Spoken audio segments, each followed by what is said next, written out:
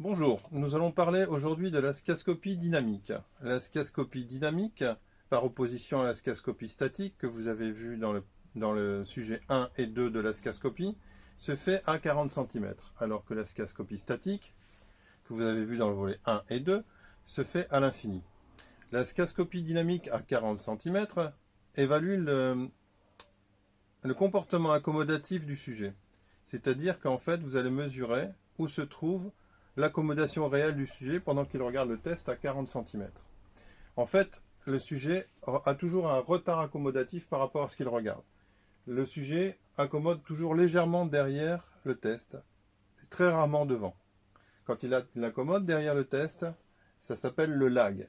Et quand c'est devant, ça s'appelle le lead.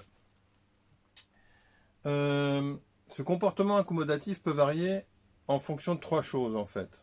Il peut varier en fonction du stimulus, c'est-à-dire si les lettres qui sont sur le test sont petites, noires, contrastées et de tendance accommodative, le lag sera plus près et plus court.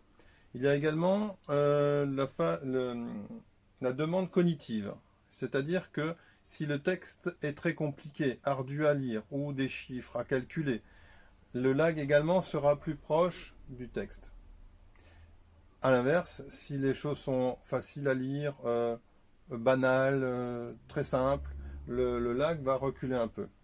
Troisième positionnement du lag, c'est en fonction de la proximité du test. Si le test est plus proche de la personne, le lag va diminuer. C'est-à-dire qu'au plus qu'on se rapproche, au plus le lag sera proche du texte. Le lag étant généralement d'une valeur entre 0,50 et 0,75 chez les sujets jeunes et non presbytes. Par contre, à partir de la presbytie, le lag se réduit un peu pour avoir quasiment être nul, c'est-à-dire 0,25 ou quasiment être nul quand on a beaucoup de presbytie. Et donc la personne accommode ou n'accommode pas en fin de compte, mais sur le texte. Et tout cela sera en fonction de comment vous voulez régler sa vision de près avec son addition, mais ça fait partie d'un sujet qui vient par la suite. Donc il existe plusieurs sortes de façons de mesurer le lag. Il y a la façon hétérodynamique, il y a la façon isodynamique, il y a également le MEM et il y a le niveau bas et le niveau haut. Alors, on va commencer avec la méthode isodynamique. Pour ce faire, on va utiliser le skiascope et un petit texte que nous avons préparé à l'avance. Je vous enverrai sur le mail de quoi le faire ou le fabriquer vous-même ou de la même façon, vous pouvez l'inventer vous-même sur un petit bout de papier. C'est un petit carton avec un trou qui permet de regarder à travers avec le skiascope, avec du double face, on le colle devant. Voilà.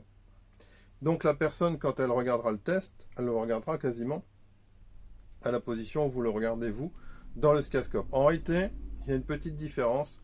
Et il y a toujours à peu près 0,25 de différence. Mais on ne va pas en tenir compte pour l'instant. Donc la méthode isodynamique se pratique comme suit. Je vais vous montrer. Donc vous vous mettez à 40 cm, vous ne bougez pas.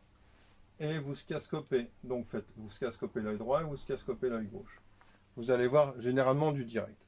Donc vous allez modifier les verres de chaque côté, de 0,25 à la fois. Alors ici c'est difficile. On peut utiliser une face, comme les faces à retournement, de 0,25 ou de 0,50.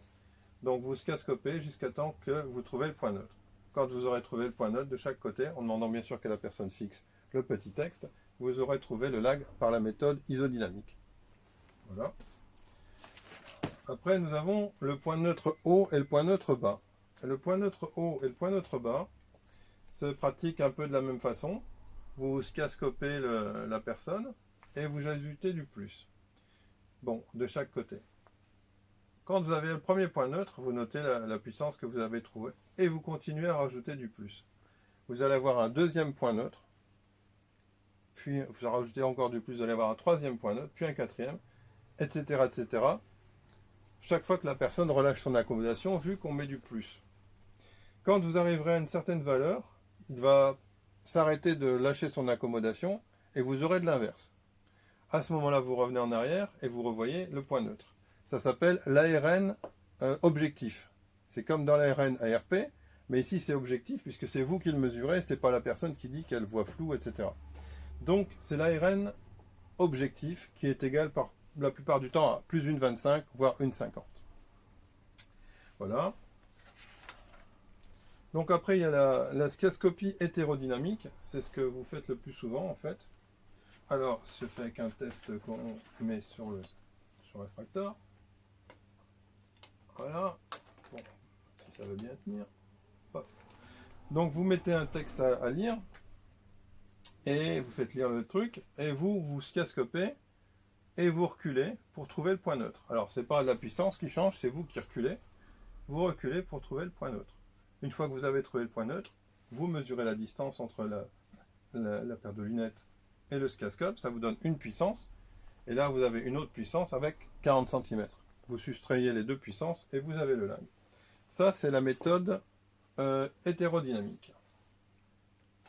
Il reste encore une méthode qui est pas mal du tout à mon avis, celle que j'utilise, c'est pour ça que je dis qu'elle est pas mal. C'est le MEM.